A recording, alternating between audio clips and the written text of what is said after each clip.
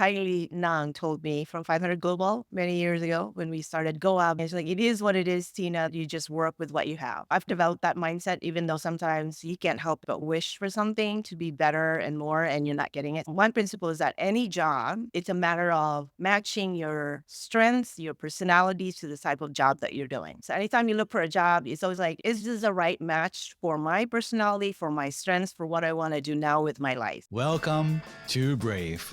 Learn from Southeast Asia's best tech leaders. Build the future, learn from our past, and stay human in between. No BS on success. I'm Jeremy Au, venture capitalist, serial founder, Harvard MBA, science fiction nerd, and dad of 2 daughters. Every week, we debate startup news, interview changemakers, answer listener questions, and share personal insights. Join our movement of over 40,000 members and get transcripts, resources, and community at www.bravesea.com. Stay well and stay brave. Hey, Tina. Really excited to have you on the show.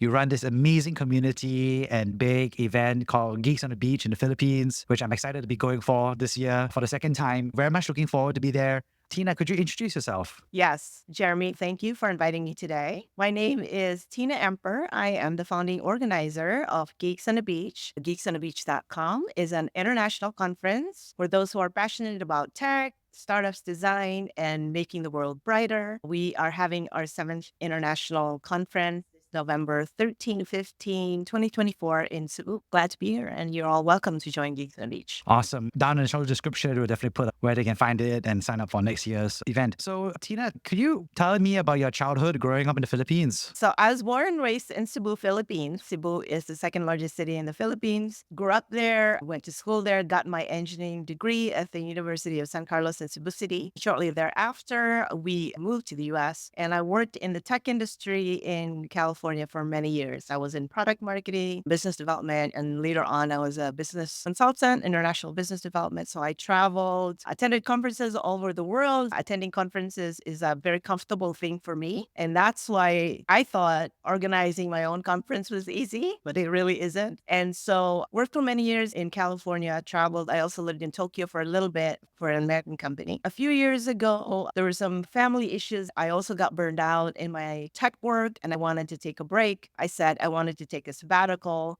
but it took me a couple of years to finally do that. What finally drove me to make that decision was that my mom was sick, and we had to bring her home to the Philippines. She wanted to come back, and I volunteered to take mom home. That was the hidden thing driving me to finally take my sabbatical. I loved what I was doing, but I was just so burned out doing the same thing. Tech is wonderful, but it's also 24/7 business. But if you don't pay attention, it kind of takes over your life. So I took a break. I said I would take a sabbatical for 1 year in my hometown of Cebu. When I went to Cebu, I got my family situated, got my mom situated, I started organizing meetups because I was also organizing meetups in San Francisco where I live. I wanted to get to know the tech community in my own city because I never really worked there. How did I start doing that? I connected to this Filipino American association called Science and Technology Advisory Council. It's a bunch of Filipino Americans trying to support science and tech in the Philippines. I got connected to Jojo Flores and Christina Skalski, who introduced me to some companies in Manila and Cebu. When I said I wanted to meet some tech communities there, I put it on meetup.com. That was the trendy thing to do. I got introduced to DevCon, which is an association of a group of software engineers, and I invited them to my first meetup. And that was the beginning. Yeah, amazing. So let's kind of break that out into 2 chunks, right? So first of all, you're part of this very large community of Filipino diaspora. When you were growing up, did you say like, I want to be in America, I want to move there? How did that happen? How did the move happen? I never really wanted to leave my hometown. I was youngest in my family. When I was in college, I was the only one in the house. I could do whatever I wanted, but it's a whole family migration thing. Most of my family was already there. After I finished college, my mom was like, "It's time for you to come." I'm like, "No, I don't want to work. I don't want to grow up." But anyway, I did move, and it was one of the hardest things for me. I wasn't one of those people that wanted to leave my hometown. I was just comfortable where we are. We have a big family. Pretty okay. I was enjoying having island life, very easygoing. But I loved going to the States. It challenged me. Obviously, it's a new country, it's new culture. It wasn't a big culture shock because the Filipino culture is very Western oriented, very Americanized. In fact, the curriculum that I studied in college and engineering school was based on a US curriculum. But you go where family is, and I learned a lot. It stretched me, it challenged me to get out of my comfort zone. I was a shy person, maybe an introvert then. Not so much now, but you just develop as a person when you're challenged with something and you grow into it. Yeah, so there's about 12 billion Filipinos living outside of the Philippines, which is about 10% of the total population, and about half of that is in the US. So was there like a big Filipino community in the US? Were there a lot of other Filipino Americans hanging out? So yes, I mean, living in California, it is a multicultural state. It's very big. It's like a country on its own. Usually New York or the West Coast and the East Coast is more diverse than other parts of the country. So it wasn't like a big change because there were Filipino restaurants. You see so many Filipinos. It wasn't a big adjustment for me, I should say. Yeah. And what's interesting is that you did this early career and obviously you're part of the technology wave in California. But what's interesting is that you went on to have Burnout and then you started exploring your hometown again, which is interesting Right. because there's a lot of folks who, Filipino Americans who are obviously, well, everybody gets burned out in the technology industry. I think that's the Yes. nature of the tech industry. A lot of people feel like they should go back home to explore their hometown. So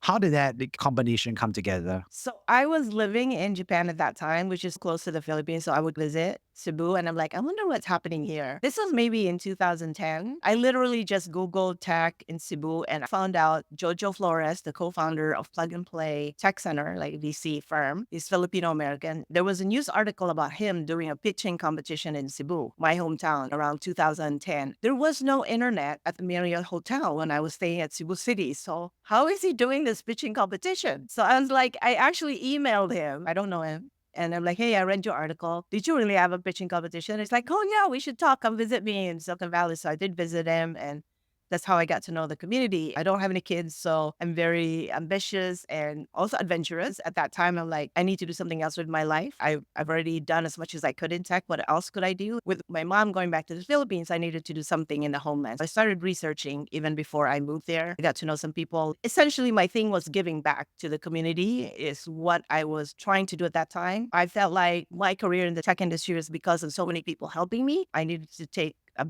pause and give back to the community in that way. What's interesting is that the way you chose to give back was by building community, right? A lot of people give back to community. I mean, you could give back community by, I don't know, like you said, taking care of your parents. That's one way to take care of your family. A lot of folks, there's like $33 billion of remittances. You send money back home as well, big part of diaspora culture. But you chose a build community, which is actually an interesting approach, right? How did that come about? And I believe that was also the first time you actually did a lot of community organizing in a more structured way as well. Yeah. So I did not wake up one day. I said, I'm going to build a community. Well, that wasn't what I was thinking. I'm like, what? That doesn't work. I was back in my hometown and I knew my people in engineering school and I didn't know anyone else in the tech industry in Cebu City, in my hometown. What's the tech industry like? Who are these people? I want to get to know them. And one way to do that was for me to organize events because that was part of my work. It was easy for me to do. So I literally just put on meetup.com, tech meetup. If you're working in tech, come to Bo's Coffee, a local coffee shop. I will buy you coffee. Tell me what's going on in the tech industry in Cebu, Philippines. And I put it on Facebook. I asked DevCon, that organization of software engineers. They didn't know me. They're like, who is this Yahoo that's inviting us for free coffee? I invited my engineering school friends. The first meetup, 11 people showed up and 6 of them were my friends from college. I held it in the Cebu IT Park, which is where all the tech buildings are, where all the call centers are. And there was literally 2 software engineers standing outside the coffee shop and they heard, oh, some lady is giving away free coffee. Let's go with it. That was my thing. I told people I was born and raised here, but I worked abroad. I was a OFW, overseas foreign worker. I came back. I'm here for a sabbatical. I wanted to get to know the tech industry here. So tell me what you do. I'm just curious. I wanted to give back. Can we do trainings? Telling my why to people. And I got connected to this person. I call him Mark Zuckerberg of Cebu. His name is Mark Buenconsejo. He is a software engineer. He had been selling software since he was in college in computer science school. He built a software company in Cebu and he happens to be a son of a family friend. So I talked to him. He was amazing. So it's like, yeah, let's do a tech meetup because he knows a lot of the software engineers. I ended up being the organizer and he would do the subject matter training, workshops, that kind of stuff. Yeah. And I think what's interesting is that Cebu is actually now known as an IT, BPO, business process outsourcing hub as well. I assume it Yeah. wasn't a hub when you were growing up, was it? I mean, how did it become one? My God, when I was growing up, like remember, I'm 100 years old. Back in the day, when I graduated from electronics engineering school, there was like 100 of us, and maybe only 2 or 3 people got a job. These days, all these college graduates have so many jobs because of the call center. It is booming. The community building principle that I learned is that you think there's no one there that likes to code, that likes to attend meetings, that works on Python. You think there's no one there because you don't see them. They are there. They just need to find a beacon on where to go. And that's what our meetup became, because the name was Tech Talks. We literally talk about tech. That was the name of the meetup. So we picked the topic was, let's talk about Python or whatever it is. And people who like that topic would show up. We would say it's free and we serve coffee and sometimes beer. So why not join? That is a principle of community building. It's how you build a community. Just show up, tell people what you're about, your why, and they will show up. And also the free coffee and a free beer helps. Yes, absolutely. Yeah, come for the coffee, stay for the personality, right? So it's interesting because at this time, Cebu is becoming a tech hub over this time frame. And then you come back to your hometown and you expect it to be a BPO hub and there's a booming tech industry. What's interesting is that you chose to build this community and obviously there was no professional course for community organizers. What were some mistakes you made as an early community organizer that you've learned along the way? Oh my gosh, the hardest thing is to make it sustainable, right? I was clear when I started it that this was my give back. I also knew that no one would give me funding, so I would have to spend my own money to do what I wanted to do. So this was a personal thing. This is what I wanted to do. So I'm like, I'm going to invest my own thing because I wanted to get to know the community. It was for my personal growth while being back in my hometown. I knew the Filipino thing, like when there's food and drinks that's free, they will show up. And that's also what I like to do, right? So that was the tenet. That's the hallmark of the Tech Talks. It was generally free and we serve food. It's also a way to facilitate the conversations because when you have a bunch of strangers coming together in one room, they normally don't talk to each other. So you have to find a way to make it productive for them. How was I supposed to know if they like the content or the meetup if I don't engage with them, right? And as a person, I'm not shy about talking to anybody, so it's a natural thing for me to do. In the beginning, I wasn't so worried about the sustainability of doing what I was doing because I thought it was just for fun. But then when the government approached us, they said they wanted to partner and some companies wanted to partner with us. I had to hire people. And like, how do I fund this thing? So that was a big challenge. And it's just like any business, you go through ups and downs. And I have some unrealistic expectations. I would hire the best person ever, and then they would quit after a year. Like, but I trained you. Like, yeah, people move on. I mean, it's not an easy job to be a community manager and organizer. First of all, obviously, everybody enjoys being a part of community. I mean, we're all social animals, so everyone can hang out. But the community organizing role is very difficult. Everybody wants to hang out, but then the economics or sustainability of that chipping in to be community, but people volunteer for a while, but then they leave. One of the principles, should everybody be like paid membership communities, for example, a subscription fee to be a part of a community? How do you think about that? Yes. I mean, all those things that you're saying is true. And I'm going to say a couple of things. You reminded me of what Kylie Nang told me from 500 Global many years ago when we started GOAB. They were also starting to grow 500 in Southeast Asia. He's very easygoing. It's like, it is what it is, Tina. You just work with what you have. I've developed that mindset, even though sometimes you can't help but wish for something to be better and more, and you're not getting it. So it's kind of frustrating. But as far as is it hard work, I think one principle is that any job, it's a matter of matching your strengths, your personalities to the type of job that you're doing. So anytime you look for a job, it's always like, is this the right match for my personality, for my strengths, for what I want to do now with my life? The event organizing thing is kind of a match to a part of my personality that sounds like it's horrible, but it's a match for event organizing.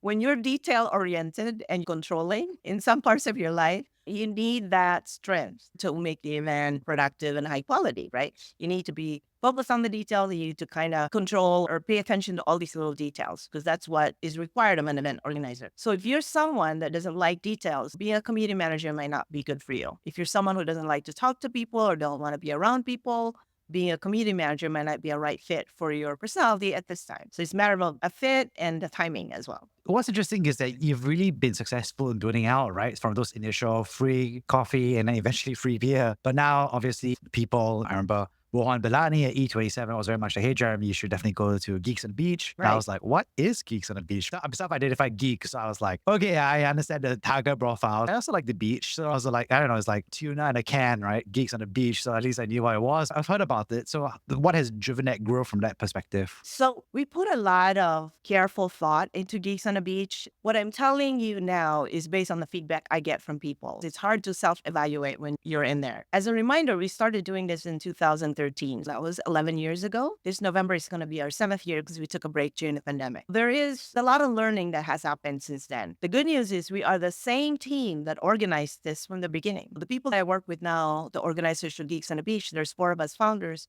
We've been working together for 11 years. So we kind of know each other and we have complementary skills. We are united in our mission to give back and to help boost our industry, to help the Filipino be the best that they can be in the tech industry. Geeks on the Beach started because I had friends like Earl Valencia and Paul Pajo. These are geeks. These are investors. Earl Valencia was the co-founder of QBO and IdeaSpace Venture Accelerator in Manila. We were just having lunch together and we were like, when are we going to do an event together? And one of the person in the lunch said, let's do it in Boracay, the famous beach resort. As long as there's internet there, I will organize it. If Earl Valencia or his company sponsors that, we can make this happen. It really just started with friends wanting to get together in a bigger venue, a conference venue. We were also global citizens, right? Although I was in Cebu and Earl was in the Philippines at that time, we have connections in the US. A lot of people want to visit us in the US. I had friends who say, Tina, I want to come visit you. I want to go scuba diving. These are folks in the tech industry. And then I said, come, I will take you scuba diving, but you need to speak at my conference first. That was a great motivation. So that's the secret for Geeks on the Beach. How is it different than the other conferences? It is a destination conference. We are like 400 to 500 people in a hotel ballroom at a beach resort by the beach. So the conference is inside in an air-conditioned ballroom, and then networking happy hour is outside by the beach. You're there for 2-3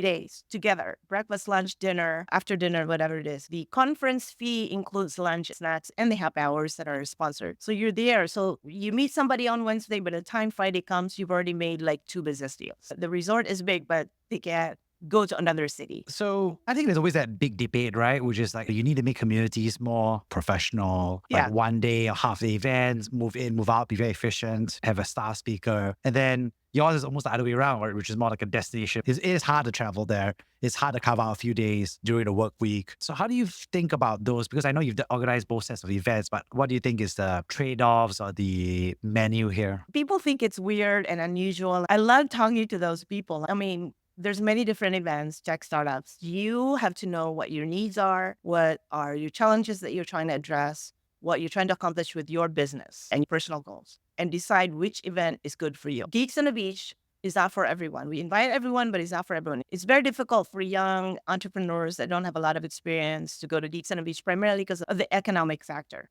We do have them there because the government agencies partner with us, and we need to make sure we have those early stage startups to connect with the more mature startups, because that's how the ecosystem grows and how are they going to learn, right? And so this one, again, I'm going to bring up Kylie. She was the one who told me that the first conference I had, he's like, Tina, I'm very busy, but I do want to go to Geeks on the Beach. For the next 2 weeks, he called me like a month before. He says, for the next 2 weeks, I called all my friends. I canceled all my meetings for the next 2 weeks. And I told them, I'm not going to meet you in Singapore, Thailand, Malaysia. If you want to meet with me, meet me at Geeks on the Beach. I will be there for 2.5 days and we'll meet there. So that's what he did. He did his talk and then he hung out at the lounge and at the breakout room, and then he had his meetings there. So I had a bunch of investors buy tickets like, who are these people? And Kyle was like, these are the people I'm going to meet with. So you are going to do business at Geeks on the Beach. It's not all fun and games. It's very productive. I'm very practical. I want to make sure that people are not wasting time. The sponsors, the speakers, I like to talk to them beforehand. What is your goal?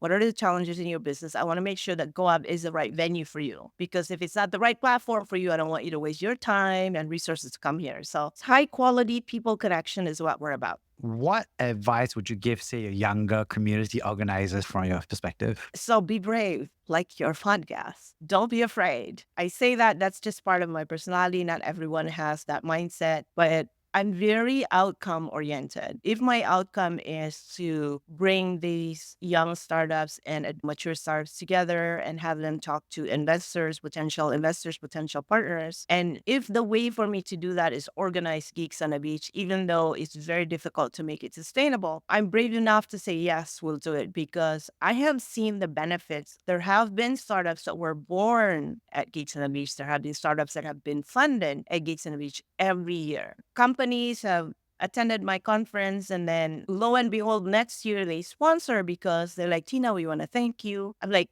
why are you sponsoring? Well, we hired our entire IT team at your event last year. I'm like, how did that happen? Like, this is kind of good and bad for people.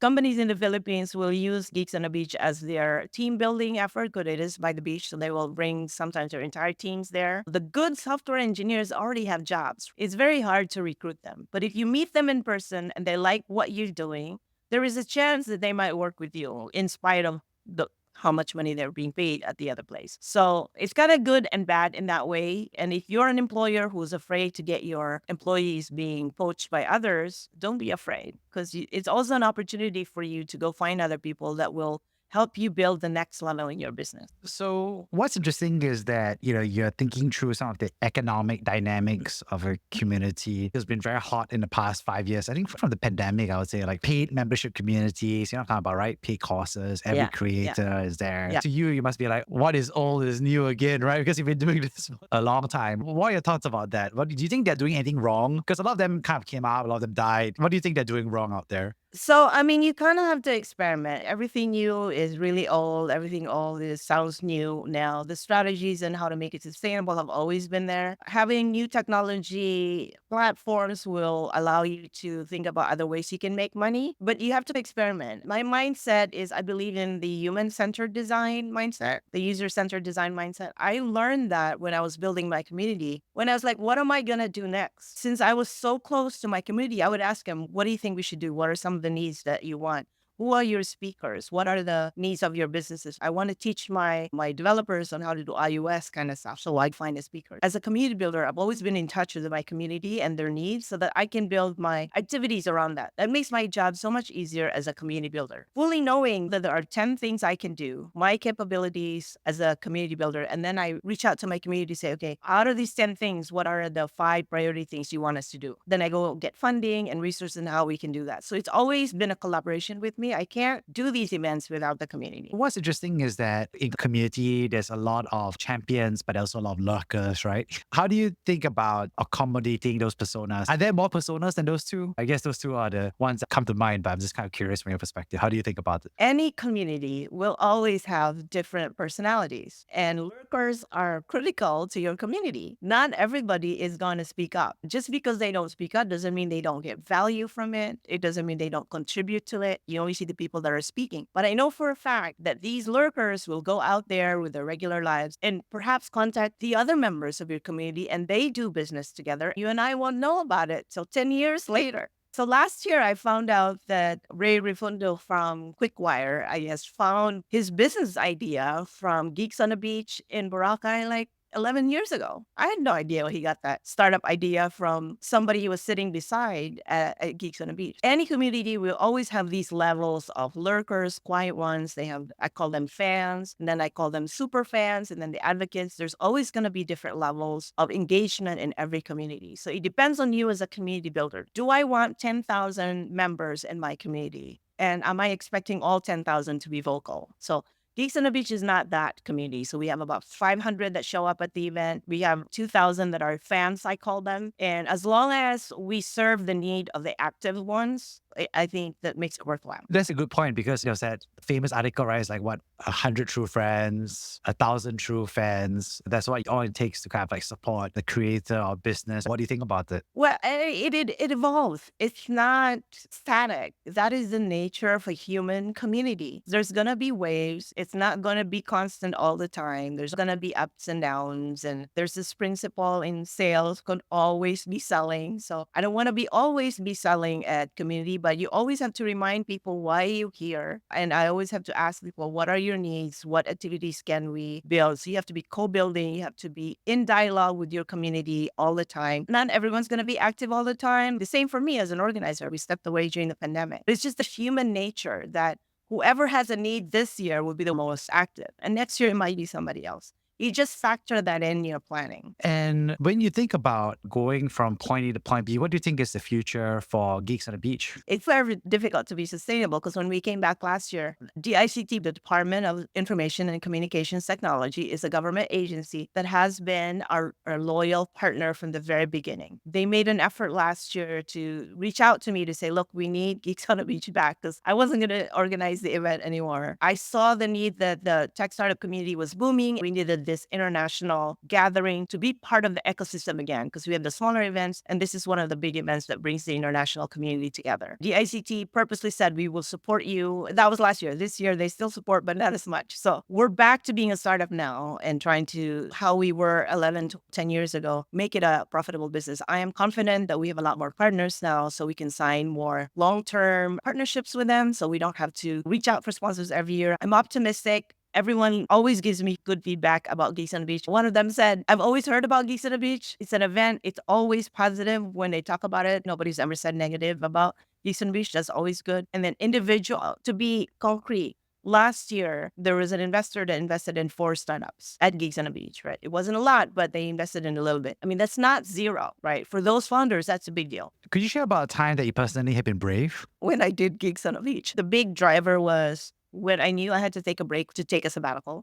That was very hard. It took me 3 years to stop thinking about the golden handcuffs. You get paid, you work so hard. And I'm like, why am I working so hard? Because I was getting sick all the time because I was traveling so much. And I thought to myself, there are only 5 work days in a week. Why do I have so many shoes? Why am I working for my shoes? So I was like, what's my priority? I need to take care of my health so I can help others and enjoy my life more. And so being brave to say, I finally made a decision to stop working and take a sabbatical. I took a financial hit, but I survived. It was very difficult, but I survived because to me, it was like my life or a financial health. I'm lucky because I don't have kids and family. It's easier for me to escape. At some point, people say, should I move back to the Philippines? If that's what's driving you to make a change, moving back to the Philippines is going to be exciting, challenging. It's not going to be easy at the beginning because you're used to wherever you are. And then when you go back to the Philippines, even if you grew up there, it's a different country altogether. But I always say this, we organized our nonprofit to change the world. But in the end, it changed me. It's our mission. So I'm thankful to Dave Overton, to Doris Mongaya, and Mark Deutsch, my partners for the nonprofit, because we have been doing this for many years. And we love what we do. It's very difficult, but it also allows us to get bigger opportunities in our individual businesses. So I think that's good. When you think about that feeling of going home, but it's a different country than the country you grew up in, what is that feeling? I mean, there was a lot of uncertainty, but fortunately for me, even before I moved up permanently, I had visited once or twice a year. So I had an idea of what it was going to be like. I had this personal reason to take my mom home. It was like, I have a job to do. I'm going to take my mom home and just deal with what I have to deal with on my personal life. But don't be afraid to come home. It is a developed country now. There's a lot of things you can do there. There's so many people there. The younger generation of Filipinos, I have nieces and nephews and grandnieces and grandnephews. They're 5, 7, 8 years old. They speak with an American accent with all these idioms. Like, where are you getting these words? It's from YouTube. So the culture is very Western. Your adjustment won't be as hard. You just have to make sure that you take care of yourself. If you're an American, you're used to first world conveniences, spend the money to stay in a good place with good air conditioning and strong air conditioning in your car because it's hot and humid. What's interesting, of course, is that there's a bit of reverse culture shock, right? For you coming back to your home culture in some ways. Is there any advice for people who are thinking about going back to the Philippines? Obviously, there's internet and hotels now, so it makes life a lot easier. What advice would you give for them? So you have to go visit as much as you can so you can get a flavor of what it's like. When you visit as a tourist, it's different than when you visit and if you want to stay there. When you visit your hometown, there's going to be an international group of people that live there. The tech community is generally very international. There's digital nomads that live in some of our bigger cities. Make sure you join those groups because they're kind of like international community that are used to first world conveniences, but have lived in the Philippines for a long time. So there's strategies that you have to be aware of, and you have to be flexible because your goal there is not to have a mini America in the Philippines. I hope your goal there is to experience the Philippines the way it is, and you would have to adjust a little bit because it's not going to be the same as where you were. You will have the positive things in that all the food that you had growing up, seeing more family and friends than you ever saw, and the development of the city and the growth of the people there, to me, is very heartwarming, right? Because there's a lot of world-class workers in the Philippines. So I think the people is probably going to drive you, but you have to be flexible and ready to change. When you think about going from point A to point B, which is about going from America to the Philippines and Philippines to America, then America to the Philippines, I think what's interesting is that some people can express pessimism, which is like, why are you going back? People leave for a reason. And I hear that in Singapore and the America corridor as well. It's like, why are you back in Singapore? America is better. So how do you think about that? Whether you call it pessimism or skepticism, how do you respond to that? I mean, there's some part of it that's legit and authentic and based on some reality. At the end of the day, you do whatever makes you happy. We are how many billions of people? Each one of us have different dreams. If you think going back is difficult, that's your thing. For those who feel like I should go back, well, prepare to go back. Try to visit, see if you really like it. Talk to the people who've been there. My goal was different. My goal wasn't like that. My goal was I had to bring my mom home and make a life for myself while I was there. When I said I was going to do a sabbatical, I ended up forming a nonprofit and meeting this amazing community that I wanted to organize events with, that I wanted to help and give back. That was my ikigai, actually, when I moved to the Philippines, except for the money part, because it's a nonprofit. All these criticisms, positive, negative, it's fair game. People can say whatever they want to say, but it depends on you, what your goals are, what you want to do, and how you can make it happen. On that note, thank you so much for sharing about your experience. I'd love to summarize the 3 big takeaways around this conversation. First of all, thanks so much for sharing about being a teenager who didn't want to go to America, but you were following your parents to go there, and how you went there to be your early career, but also went through burnout and eventually returned to the Philippines to care for your mother and use that time to explore yourself. I thought it was a fascinating piece. Secondly, thanks so much for sharing about Geeks on Beach, about what you eventually built in terms of how popular it is, about how you think about building an event where business deals get done in the Philippines for Geeks at the beach, and how you think about some of the sustainability and economics of it. And lastly, thanks so much for sharing about your experience as a Filipino diaspora in terms of what is it like to move back to a country. What is it like to find your ikigai? What is it like to find that balance in terms of geography, but also making connections and creating a home wherever you are, whether that's a community in America, a community at a beach, or whether it's giving away free coffee and beer to start your own community in your hometown. On that note, thank you so much for sharing, Tina. Thank you, Jeremy, for the opportunity. Shout out to my mom. She's going to be 92 in November. See you at Geeks on the Beach. Thank you for listening to Brave. If you enjoyed this episode, please share the podcast with your friends and colleagues. We would also appreciate you leaving a rating or review. Head over to www.bravesea.com for member content, resources, and community. Stay well and stay brave.